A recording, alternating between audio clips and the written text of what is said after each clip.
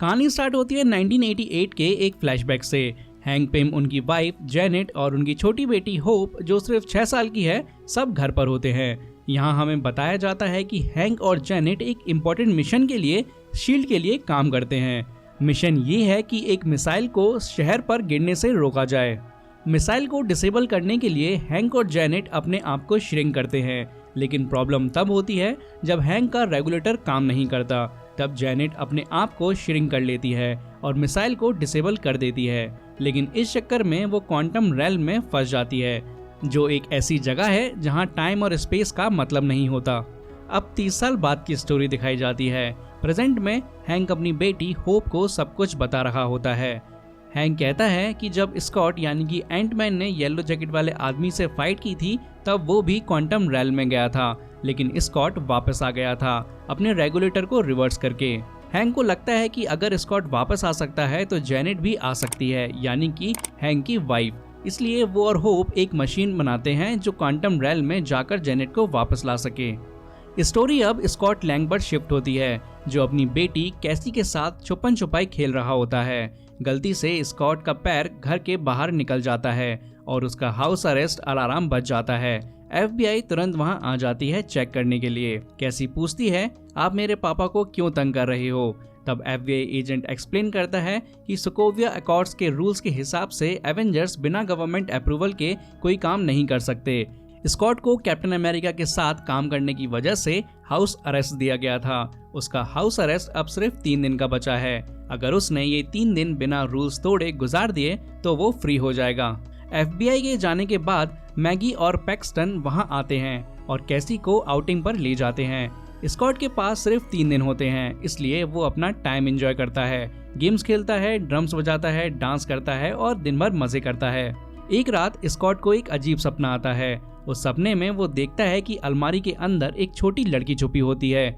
जब वो अलमारी खोलता है तो वो खुद को एक औरत की बॉडी में पाता है। तभी उसकी आंख खुलती है और उसे लगता है कि वो औरत जेनेट है, यानी कि हैंक पिम की वाइफ। स्कॉट ये सपना हैंक पिम के साथ शेयर करता है और बताता है, शायद मैंने आपकी वाइफ जेनेट को देखा। ये सुनकर हैंक और होप शॉक्ड हो जाते हैं। अगले दिन स्कॉट की नींद खुलने पर उसे पता चलता है कि उसे किडनैप कर लिया गया है और होप उसे अपनी कार में बैठाकर ले जाती है। स्कॉट पूछता है, अगर मैं यहाँ हूँ तो घर पे कौन है? मुझे हाउस अरेस्ट पे रखा गया है। होप समझाती है, टेंशन मत लो, मैंने एक एजेंट छोड़ा है जो तुम्हारा रूटीन कॉपी कर रहा है। FBI को लगेगा तुम घर पे हो, मगर अब तुम हमारे साथ काम करोगे। लैब में हैंक बताता है, जब तुम्हें सपना आया था उससे 5 मिनट पहले क्वांटम रेल्म की मशीन 1 सेकंड के लिए एक्टिवेट हुई थी, लेकिन ओवरलोड होने की वजह से बंद हो गई। तुम्हारा सपना और मशीन का एक्टिवेट होना कनेक्टेड लगता है। जेनेट अभी भी जिंदा हो सकती है। स्कॉट अपने सपने के डिटेल्स हैंक को बताता है और हैंक अपनी मशीन पर काम शुरू करता है, लेकिन मशीन बार बार ओवरलोड होने की वजह से काम नहीं करती। हैंक और होप को पता चलता है कि एक स्पेशल कंट्रोलर की जरूरत है जो सिर्फ और सिर्फ सनी के पास है। दोनों सनी के पास जाते हैं, लेकिन सनी कंडीशन रखता है कि वो कंट्रोलर तभी देगा अगर होप अपनी लैब उसे बेच दे। लेकिन होप इनकार करके वहां से निकल जाती है, लेकिन कुछ देर बाद अपने वेस्प सूट में वापस आती है और सबको धूल चटा देती है। वो कंट्रोलर लेकर निकलने वाली होती है, लेकिन तभी घोस्ट उसका रास्ता रोक लेती है। घोस्ट के पास पावर होती है कि वो किसी भी चीज के आर पार जा सकती है। एक धमाकेदार फाइट होती है, लेकिन घोस्ट स्मार्टली कंट्रोलर और लैब ले जाती है। हैंक इससे बहुत परेशान होता है। तब वो तीनों डिसाइड करते हैं कि मदद के लिए वो हैंक के पुराने असिस्टेंट बिल फॉस्टर के पास जाएंगे। बिल फॉस्टर एक वक्त हैंक का कलीग था और क्वांटम थ्योरीज पर काम करता था। अगले सीन में हमें दिखाया जाता है कि हैंक, स्कॉट और होप एक कॉलेज जाते हैं जहां बिल एक लेक्चर दे रहा होता है।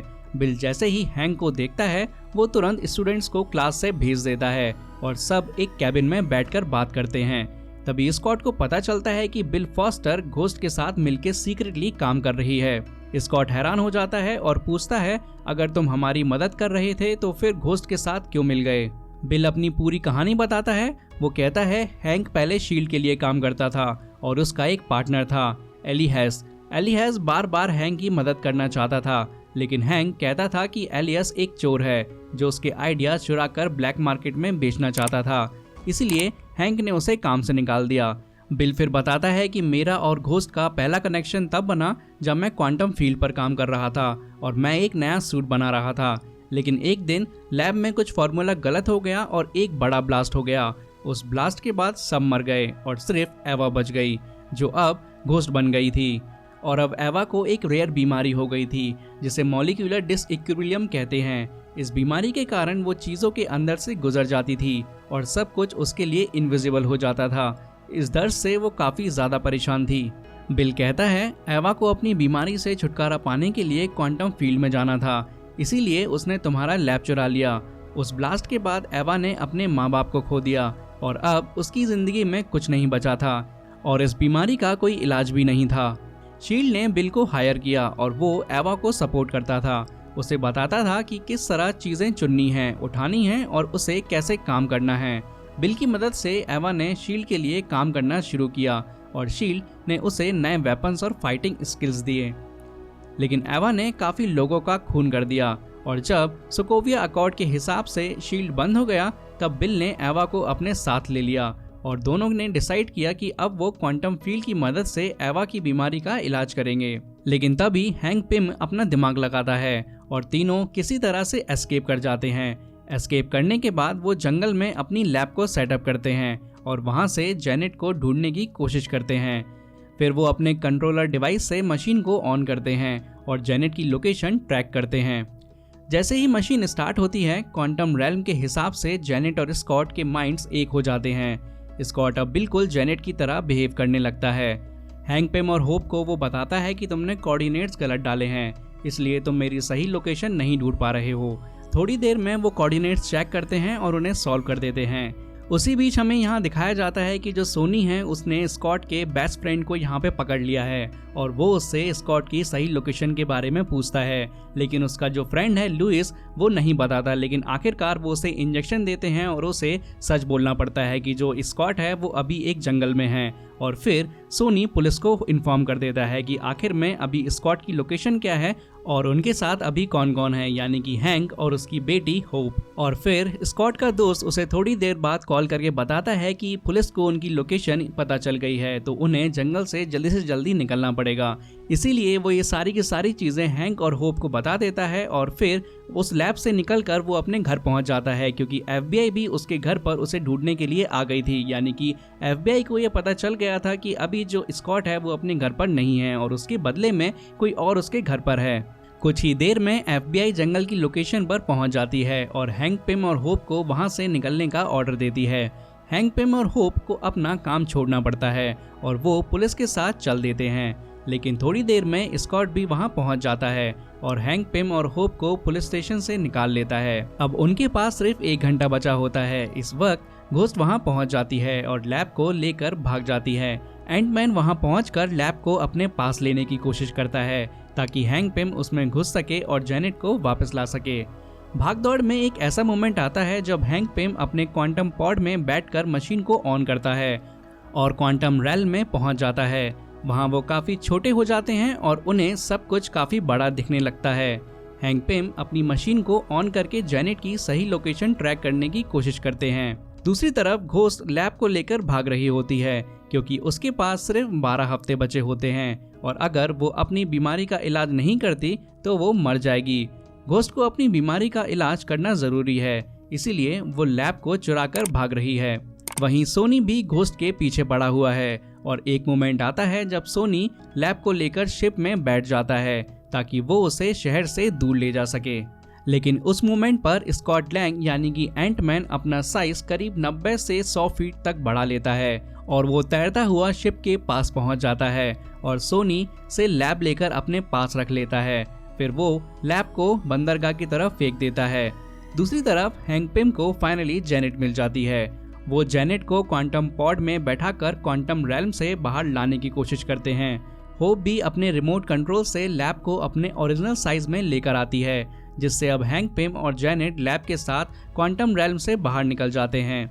जैसे ही वो बाहर आते हैं उन्हें घोस्ट मिलती है। जेनेट उससे कहती है, मैं तुम्हारा दर्द समझ सकती हूँ क्योंकि मैं भी इससे गुजर चुकी हूँ। जेनेट अपना हाथ घोस्ट के सर पर रखती है और उसकी क्वांटम एनर्जी ट्रांसफर करती है ताकि एवा की प्रॉब्लम यानी कि घोस्ट की प्रॉब्लम थोड़ी देर के लिए कम हो जाए। लेकिन पुलिस अभी भी उनके पीछे थी। स्कॉट अपना दिमाग लगाता है और अपना सूट खोलकर उसे 100 फीट तक बड़ा करके एक बिल्डिंग के पीछे छुपा देता है, जिससे पुलिस को लगता है कि वो सब उस बिल्डिंग के पीछे छुप गए हैं, लेकिन वो उन्हें चकमा देकर कहीं और भाग जाते हैं। स्कॉट अपने सूट को चींटी जितना छोटा करके उस जगह से निकल जाता है और फिर सब अपनी अपनी जगह पर पहुंच जाते हैं। FBI को लगता है कि स्कॉट अपने घर पर है और उसने 2 साल का हाउस अरेस्ट कंप्लीट कर लिया है। नेक्स्ट सीन में हमें दिखाया जाता है कि जेनेट और हैंक अब एक बीच के आसपास एक शानदार घर में रह रहे होते हैं। होप और स्कॉट के बीच की दूरियां कम हो गई हैं और वो कैसी के साथ अपनी लाइफ स्पेंड कर रहे होते हैं। लुइस और उसके साथियों को एक नया प्रोजेक्ट मिल गया है क्योंकि उन्होंने एक नए CCTV और कैमरा इंस्टॉलेशन कंपनी की शुरुआत की थी। मूवी के पोस्ट क्रेडिट सीन में दिखाया जाता है कि हैंक पिम, जेनेट, होप और स्कॉट मिलकर क्वांटम रेल्म से कुछ पिम पार्टिकल्स लाना चाहते हैं। पिम पार्टिकल्स वो चीज है जो क्वांटम रेल्म को एक्सेस करके वोर्टेक्सेस के थ्रू टाइम ट्रैवल करवा सकती है या किसी और डायमेंशन में भेज सकती है, ताकि अगर दुनिया किसी खतरे में हो तो वो लोग उसे बचा सकें। लेकिन जब वो प्रोसेस कर रहे होते हैं तब थैनोस अपने इन्फिनिटी गॉन्टलेट से स्नैप करता है। अगर देखा जाए तो इन्फिनिटी वॉर और एंटमैन एंड द वॉस्प के इवेंट्स पैरेलल चल रहे होते हैं। जहां थैनोस चुटकी बजाता है वहीं हैंक पिम, जेनेट और होप पूरी तरह से धूल में बिखर जाते हैं। अब जब स्कॉट क्वांटम रेल्म में एक अलग डायमेंशन में होता है तो उस पर थैनोस के स्नैप का कोई असर नहीं होता, इसीलिए स्कॉट बच जाता है और इस मूवी की कहानी यहीं पर खत्म हो जाती है।